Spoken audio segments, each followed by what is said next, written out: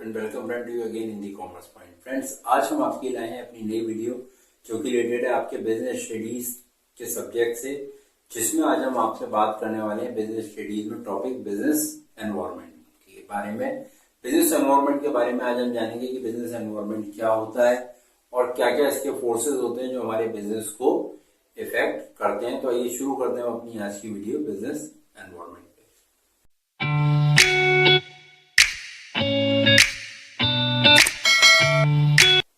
शुरू करते हैं हम अपनी आज की वीडियो बिजनेस एनवायरनमेंट पे। बिजनेस एनवायरनमेंट, सबसे पहले हम जानते हैं कि बिजनेस एनवायरनमेंट होता क्या है और इसका क्या इम्पैक्ट होता है। देखिए, business environment refer to the forces factor of individual and institutions which are outside the control of the business enterprise but these may affected performance. Basically business environment जो मेरा रिलेटेड होता है, बिजनेस एनवायरनमेंट के factor और जो forces हैं वो individual business के या एक बिजनेस इंस्टीट्यूशंस के या एक बिजनेस की कंपनी के, वो डिपेंड करते हैं। बेसिकली जो बिजनेस एनवायरनमेंट मेरा इफेक्ट करता है वो मेरा outside the control of the business, यानी बिजनेस के कंट्रोल में फैक्टर्स नहीं होते हैं, that comes under the business environment. जिससे क्या होता है कि भाई बिजनेस एनवायरनमेंट में जो बिजनेस की हमारी परफॉर्मेंस होती है वो हमारी केवल ऐसा नहीं होता कि भाई हमने मैनेजमेंट में अच्छे डिसीजन ले लिए, हमने प्लानिंग अच्छी कर ली, हमने सारी चीजें बहुत अच्छी करी, बट हमने देखा है कि फिर भी बहुत सारे बड़े बड़े बिजनेसेस फेल होते हैं। वो क्यों फेल होते हैं, वो क्यों उतनी अर्निंग अपनी अर्न नहीं कर पाते, उसका मेन रीजन होता है बिजनेस का एनवायरनमेंट और एनवायरनमेंट की स्कैनिंग प्रॉपर तरीके से ना कर पाना। जैसे बिजनेस एनवायरनमेंट हमने देखा कि भाई अभी इस समय किस चीज के बिजनेस का एनवायरनमेंट है और हम किस चीज का बिजनेस हमें करना चाहिए और आगे फ्यूचर किस चीज का है, तो वो सब सारी चीजें हमारी बिजनेस एनवायरनमेंट के पार्ट की बात है। और उसमें हम बिजनेस एनवायरनमेंट में बिजनेस की स्कैनिंग करते हैं। स्कैनिंग इन टर्म ऑफ कौन सा बिजनेस किस समय के लिए फीजिबल है और उसका फ्यूचर कितना लंबा है। अब यदि हम बात करें बिजनेस एनवायरनमेंट की, जो इसमें देखिए साफ साफ दिया गया है कि बिजनेस एनवायरनमेंट जो हमारे बेसिकली फैक्टर्स हैं, वो फैक्टर में outside of the control of the business के जो फैक्टर्स हैं वो हमारी परफॉर्मेंस पे, बिजनेस के पे इम्पैक्ट डालते हैं। अब यदि हम बात करेंगे अपनी आज की वीडियो में, तो आज की वीडियो में हम बात करने वाले हैं आपसे फैक्टर्स ऑफ बिजनेस एनवायरनमेंट। जो कि फैक्टर्स हम देखते हैं कि भाई हमारे कुछ फैक्टर्स होते हैं बिजनेस एनवायरनमेंट में। यहाँ पे outside the control of the business की बात की गई है, लेकिन हमने अपने फैक्टर्स को दो पार्ट में क्लासिफाई किया है। नंबर एक, इंटरनल फैक्टर्स और फोर्सेस। नंबर दो, एक्सटर्नल फोर्सेस और फैक्टर्स। अब जब हम बात करते हैं इंटरनल फोर्सेस की, तो इंटरनल फोर्सेस में क्या होता है कि इंटरनल मैनेजमेंट। देखिए, बिजनेस एनवायरनमेंट हमारा दो पार्ट में डिवाइड होता है। अगर हम बिजनेस एनवायरनमेंट में बिजनेस की स्कैनिंग अच्छी तरीके से करेंगे तो हम अपने बिजनेस के रिस्क को मिनिमाइज या जीरो कर सकते हैं। वो कब कर सकते हैं? जब मैं अपने इंटरनल फोर्सेस पे कंट्रोल करूंगा। अब हम बात करते हैं कि इंटरनल फोर्सेस पे हम कंट्रोल करेंगे कैसे। तो देखिए, इंटरनल फोर्सेस पे हम कंट्रोल कर सकते हैं क्योंकि इंटरनल फोर्सेस में हमारी क्या क्या चीजें आ रही है। नंबर एक पे हमारा एम्प्लॉय आ रहा है, हमारा मैनेजमेंट आ रहा है और हमारा वर्क प्लेस आ रहे हैं। एम्प्लॉय का मतलब कि बेसिकली यदि एम्प्लॉय जो मेरा अच्छा काम कर सकता है, जो मेरा अच्छा हमें प्रोडक्शन करके दे सकता है, या जो हमारा मैनेजमेंट है या जो हमारा एडमिनिस्ट्रेशन है, वो एम्प्लॉय प्रॉपर तरीके से मैनेज कर सकता है यदि हम उसको इतनी लिबर्टी देंगे, यदि हम उसको अथॉरिटी देंगे, रिस्पॉन्सिबिलिटी देंगे और वो एम्प्लॉय प्रॉपर तरीके से वर्क करेगा। तो हमारा जो एम्प्लॉय प्रॉपर तरीके से वर्क करेगा तो हमारा टाइमली जो हमें प्रोडक्शन करना है वो प्रोडक्शन हो पाएगा। प्लस हम मैक्सिमम रिसोर्स को जो यूटिलाइजेशन करना चाहते हैं, जो एक बिजनेस का एक ड्रीम होता है, जो एक बिजनेस प्रॉपर चाहता है कि भाई वो जो मैक्सिमम आउटपुट है वो मिनिमम कॉस्ट में निकाल के दे, तो उसमें एम्प्लॉय का एक बहुत इंपॉर्टेंट रोल रहता है। तो यदि हम एम्प्लॉय को कंट्रोल करेंगे तो एम्प्लॉय को कंट्रोल करने से मेरा जो बिजनेस का रिस्क है मैं उसको बिल्कुल खत्म कर सकता हूँ या बिल्कुल ना के बराबर कर सकता हूँ। दूसरा, मैनेजमेंट। मैनेजमेंट का एक बहुत इंपॉर्टेंट रोल होता है। मैनेजमेंट का रोल होता है किसमें? प्लानिंग में और एग्जीक्यूशन में। नहीं, मैनेजमेंट का मेन काम जो है वो प्लानिंग है कि भाई मैनेजमेंट क्या करता है? प्लानिंग करता है। हम लोगों ने अभी इससे पहले की वीडियोस में लेवल ऑफ मैनेजमेंट पढ़ा था, जिसमें हमने 3 लेवल ऑफ मैनेजमेंट पढ़े थे, टॉप लेवल, मिडिल लेवल और लोअर लेवल। तो यहाँ पे जो हम बात कर रहे हैं मैनेजमेंट की, वो हम बात कर रहे हैं टॉप लेवल मैनेजमेंट की। जो टॉप लेवल मैनेजमेंट होता है वो प्लानिंग करता है। प्लानिंग मतलब कि हमें अपने बिजनेस को किस तरीके से एक्सपेंड करना है, हमें अपने बिजनेस को किस तरीके से आगे लेके जाना है, तो उसकी हम बात करते हैं जिसमें प्लानिंग में। प्लानिंग हमने कर ली, प्लानिंग करने के बाद मैनेजमेंट का काम खत्म नहीं होता।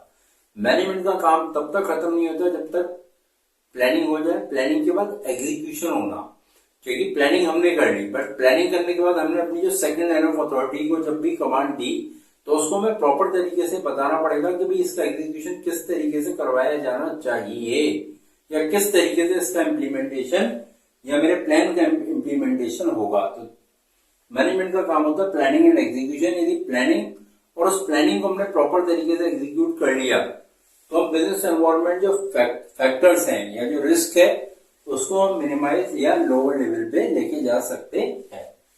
नेक्स्ट है मेरा वर्क प्लेस और स्पेस। वर्क प्लेस का एटमॉस्फेयर, वर्क प्लेस का कल्चर, प्लस वर्क प्लेस में आपका कितना साफ सुथरा है, पॉल्यूशन है या नहीं है। पॉल्यूशन भी बहुत तरीके का होता है, like air pollution, water pollution है, नॉइज पॉल्यूशन है। यदि ये सब नहीं है और एक हेल्दी वर्क स्पेस है तो ये हेल्दी वर्क स्पेस भी मेरा या हेल्दी वर्क प्लेस भी मेरा क्या करता है, एक अच्छा हेल्दी अच्छा प्लेस होगा तो वहां पे एम्प्लॉय भी अच्छे तरीके से अपनी परफॉर्मेंस दे पाएगा। लाइक यदि साफ सफाई होगी, चीजें प्रॉपर तरीके से क्लीन होंगी, या जो ग्रुप डी के लोग हैं जो साफ सफाई करने वाले हैं अपना प्रॉपर तरीके से काम कर रहे हैं, प्लस वहां पे कोई भी एयर पॉल्यूशन नहीं है, वहां पे कोई भी नॉइज पॉल्यूशन नहीं है, नॉइज मीन साउंड पॉल्यूशन नहीं है, या वहां पे किसी तरीके की स्मेल वगैरह नहीं आ रही है, एक हेल्दी एनवायरनमेंट है, तो वो भी हमारे बिजनेस को बढ़ाने में क्या करता है, हेल्प करता है। तो ये मेरे इंटरनल फोर्सेस होते हैं जिनको हम कंट्रोल कर सकते हैं, और कंट्रोल करने के साथ साथ इनका जो इम्पैक्ट है वो हम बिल्कुल खत्म कर सकते हैं, इनको प्रॉपर तरीके से मैनेज करके। इसके बाद हमारे सेकंड फोर्सेस होते हैं एक्सटर्नल फोर्सेस। एक्सटर्नल फोर्सेस को दो पार्ट में बांटा गया है, नंबर एक स्पेसिफिक फोर्स और नंबर दो जनरल फोर्स। जब बात करते हैं स्पेसिफिक फोर्स की, तो स्पेसिफिक फोर्स जो होते हैं वो डायरेक्ट मेरे बिजनेस पे इम्पैक्ट डालते हैं। ये किस पर डालते हैं, डायरेक्ट इम्पैक्ट डालते हैं मेरे बिजनेस पे। डायरेक्ट इम्पैक्ट कैसे, कि यदि मान के चलिए मेरे सप्लायर ने मुझे सामान टाइम पे नहीं दिया, या मैंने अपने सप्लायर को ऑर्डर ही टाइम पे नहीं लगाया जिससे वो सामान टाइम पे आ पाए, तो जब मैंने अपने सप्लायर्स को ऑर्डर टाइम पे नहीं लगाया तो सप्लायर ने सामान देने में देरी करी, जब रॉ मटेरियल मेरे पास नहीं आ पाया, जब प्रोडक्ट मेरे पास नहीं आ पाया, तो क्या होगा, मैं उसको आगे सोल्ड आउट नहीं कर पाऊंगा, और जो मुझे प्रॉपर प्रॉफिट मार्जिन कमानी चाहिए वो मैं अर्न नहीं कर पाऊंगा। तो उसमें सप्लायर, दूसरा और भी रीजन हो सकते हैं सप्लायर के, लाइक सप्लायर को हम टाइमली प्रॉम्प्टली जो पेमेंट के हमने वादे किए हैं, जो हमने उसको कमिटमेंट किए हैं वो हम पूरे नहीं कर रहे, तो भी ये मेरे बिजनेस को इम्पैक्ट कर सकता है। सेकंड है मेरा इन्वेस्टर। इन्वेस्टर एक बहुत बड़ी ताकत होती है। ये इन्वेस्टर का मतलब ये है कि जो मेरे बिजनेस में पैसा या अपनी कैपिटल को हमारे बिजनेस में लगा रहे हैं। जब वो कैपिटल को हमारे बिजनेस में लगा रहे हैं तो कैपिटल को बिजनेस में लगाने से ये होता है कि भाई यदि उन्होंने हमारी कंपनी में पैसा इन्वेस्ट किया और इन्वेस्टमेंट करने के साथ साथ हमारी कैपिटल क्या हो गई, बढ़ गई, हमारी कैपिटल राइज हो गई, और हमारी कैपिटल राइज होने के साथ कैपिटल बढ़ गई। जब मेरे पास सफिशिएंट कैपिटल होगी तो मैं प्रोडक्शन भी बहुत अच्छी क्वांटिटी में कर सकता हूं, मैं अपने और भी खर्चे प्रॉपर तरीके से मैनेज कर सकता हूं। बट यदि क्या हुआ, मेरे इन्वेस्टर्स को मेरी कंपनी की जो वर्किंग है, मेरे इन्वेस्टर को जो मेरी कंपनी की पॉलिसीज हैं, जो प्रोसीजर्स हैं वो समझ में नहीं आ रही, और मेरे इन्वेस्टर ने क्या करा, मेरी कंपनी में से पैसा विड्रॉ करना शुरू कर दिया। जैसे ही उन्होंने मेरी कंपनी में से पैसा विड्रॉ करना शुरू किया, मेरी कैपिटल क्या हो जाएगी, डिक्रीज हो जाएगी।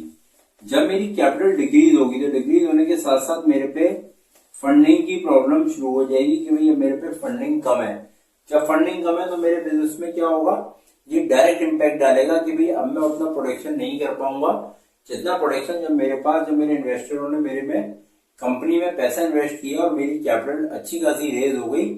तो जब मेरी कैपिटल कम होगी तो मैं इन्वेस्टमेंट के जरिए जब कैपिटल कम हो रही है तो फिर मैं क्या करूंगा, प्रोडक्शन भी मेरा कम होगा, प्रोडक्शन जब कम होगा तो सेल भी कम होगी, तो मेरे बिजनेस में इम्पैक्ट आएगा। ये मेरे डायरेक्टली एसोसिएट होते हैं जो कि मेरे स्पेसिफिक फोर्सेस होते हैं। तीसरा फोर्स है कस्टमर, जो कि सबसे इंपॉर्टेंट है। मान के चलिए मेरे इन्वेस्टर में कोई भी चेंज नहीं हुआ, मान के चलिए मेरे सप्लायर में कोई भी चेंज नहीं हुआ, प्रॉपर सप्लाई आ रही है, मैं प्रॉपर प्रोडक्शन कर रहा हूं, बट मेरे कस्टमर ने एकदम से क्या करा, मेरे प्रोडक्ट को छोड़कर किसी दूसरे प्रोडक्ट में वो स्विच कर गया, तो ऑटोमेटिकली मार्केट में मेरा प्रोडक्ट अवेलेबल होने के बाद भी मेरा प्रोडक्ट सेल नहीं हो रहा। जब मेरा प्रोडक्ट सेल नहीं हो रहा तो ये मेरा क्या हो गया, ये भी मेरे बिजनेस को एक नुकसान दे सकता है। अब मेरा कस्टमर किसी दूसरे प्रोडक्ट पे कब ट्रांसफर होगा? पहला कॉज हो सकता है कस्टमर के टेस्ट एंड प्रेफरेंस यदि चेंज हो जाए। मान के चलिए कि मेरी एक बर्गर की कंपनी है, मान के लिए मेरी मैकडी की एक फ्रेंचाइजी है, बट मैकडी की जगह पे बर्गर किंग आ गया और बर्गर किंग का जो बर्गर है वो मैकडी से ज्यादा अच्छा है, तो हो सकता है मेरा कस्टमर मैकडी का बर्गर ना खा के बर्गर किंग का बर्गर खाना चाहता। या हो सकता है कस्टमर काफी समय से बर्गर खा रहा है, वो चाहता है कि यार मार्केट में कोई नई चीज लाइक मोमोज आए, लाइक मार्केट में पिज्जा आया, तो वो बर्गर को शिफ्ट करके और वो तो अब जैसे मान के चलिए कि हमारा मैकडी का बर्गर है, अब मैकडी का बर्गर की रेट जिस रेट में आ रहा है उसी रेट में आप मोमोज या मान के चलिए हमारा पिज्जा है वो उसी रेट में आ रहा है। तो अब कस्टमर क्या चाहता है कि मैकडी का बर्गर या बर्गर खाते खाते मुझे बहुत टाइम हो गया, मार्केट में नई चीज आई है तो क्यों ना इसे ट्राई करा जाए, और ट्राई करने के बाद यदि कस्टमर को वो चीज का टेस्ट आ गया तो हो सकता है वो मेरे बर्गर को छोड़ के और मोमोज को या मान के चलिए पिज्जा को या अदर प्रोडक्ट को कंज्यूम करने लगे। तो ऑटोमेटिकली क्या हुआ, जब मेरे कस्टमर बढ़े तो मेरा बिजनेस बढ़ गया और मेरा बिजनेस एनवायरमेंट मेरे बिजनेस के फेवरेबल कंडीशन में आ गया, और जब मेरे कस्टमर घटे तो वो अनफेवरेबल कंडीशन में आ गया मेरे बिजनेस के, मेरा कस्टमर, और मेरा जो प्रॉफिट है वो डिक्लाइन होना शुरू हो गया, जिसका सीधा इम्पैक्ट मेरे बिजनेस पे आ गया। स्पेसिफिक फोर्सेस के बाद होती है जनरल फोर्सेस। तो जो जनरल फोर्सेस होती हैं वो मेरे बिजनेस को इनडायरेक्ट इफेक्ट करती हैं या इनडायरेक्ट इम्पैक्ट डालती हैं। इनडायरेक्ट इम्पैक्ट कैसे कि इनका जो इम्पैक्ट है वो आपको तुरंत ही दिखाई नहीं देगा, वो कुछ समय बाद आपको लगेगा कि हाँ भाई ये जो जनरल फोर्सेस हैं इनका इम्पैक्ट मेरे बिजनेस पे आ रहा है। जनरल फोर्सेस ये हमारी होती है लाइक सोशल फोर्सेस और एनवायरमेंट भी हम बोल सकते हैं, like social environment, political environment, legal environment, technological environment और इकोनॉमिकल एनवायरमेंट। सोशल एनवायरमेंट में हम बात करेंगे जो भी मेरी सोसाइटी है, सोसाइटी से क्या इम्पैक्ट आता है। पॉलिटिकल में हम बात करेंगे कि भी पॉलिटिकल किस तरीके से हमारा बिजनेस इन्फ्लुएंस करता है, किस तरीके से मेरा जो मार्केट है, जो इंडियन मार्केट है वो अप जाता है, किस तरीके से मेरा मार्केट डाउन आता है, like with the help of political environment. Legal, यदि मान के चलिए हमारी जो कंट्री की गवर्नमेंट है या जो बेसिकली कुछ चीजें ऐसी हैं या कुछ लॉ ऐसे हैं जिनमें अमेंडमेंट किए गए या लॉ को चेंज किया गया, नए लॉ या इम्पोर्ट एक्सपोर्ट पे कोई नया टैक्स इम्पोज किया गया, तो वो लीगल एनवायरमेंट में आता है, जहां पर हमारा ये भी आता है कि भाई जो बिजनेस हम लॉ के अंतर्गत कर रहे हैं तो वो मेरा लीगल बिजनेस होता है, और जो हम लॉ के अंतर्गत नहीं कर रहे वो मेरा इलीगल बिजनेस में आता है, तो वो हम बात करेंगे लीगल एनवायरमेंट में। आज के टाइम में टेक्नोलॉजी बहुत तेजी से चेंज हो रही है, तो टेक्नोलॉजिकल जो इम्पैक्ट हमारे आते हैं वो हम बात करेंगे टेक्नोलॉजिकल इम्पैक्ट के बारे में।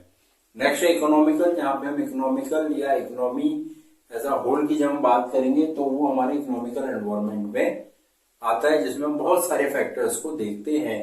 तो ये फोर्सेस मेरे ऐसे फोर्सेस होते हैं जो कि मेरे कंट्रोल में नहीं होते, ये फोर्सेस मेरे मार्केट फोर्सेस होते हैं, जिनको मैं क्या कर सकता हूं, इनको मैं 100% अपने बिजनेस से ऑब्सोल्यूट नहीं कर सकता, बट इनको कंसीडर करते हुए, इनकी पहले से स्कैनिंग करते हुए, प्रॉपर एनालिसिस करते हुए, टाइम रहते इन सारे एनवायरमेंट का इफेक्ट अपने बिजनेस पे रिड्यूस कर सकता हूं। इट मींस अपने रिस्क को रिड्यूस कर सकता हूं, जीरो नहीं कर सकता।